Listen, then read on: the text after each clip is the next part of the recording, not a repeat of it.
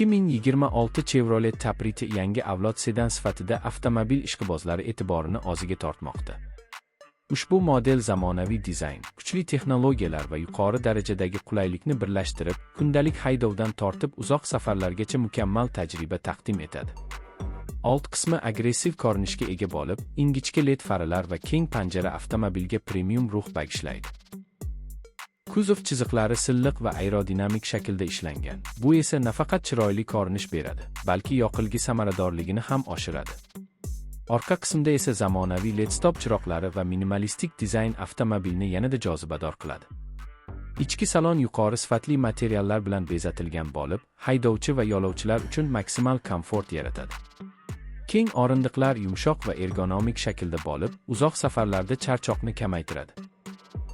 Markaziy panelda katta sensorli displey joylashgan bo'lib, u orqali barcha asosiy funksiyalarni boshqarish mumkin. Raqamli instrument klaster haydovchiga barcha kerakli ma'lumotlarni aniq va qulay tarzda ko'rsatadi.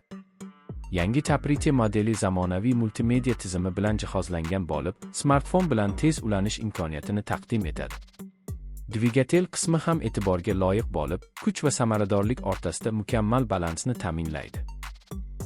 Turli konfiguratsiyalarda taklif qilinadigan motorlar yuqori tezlanish va silliq harakatni ta'minlaydi.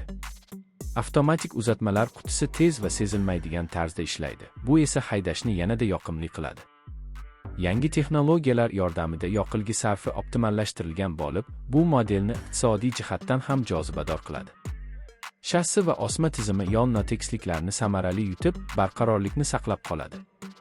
Xavfsizlik tizimlari ham eng yuqori darajada ishlab chiqilgan.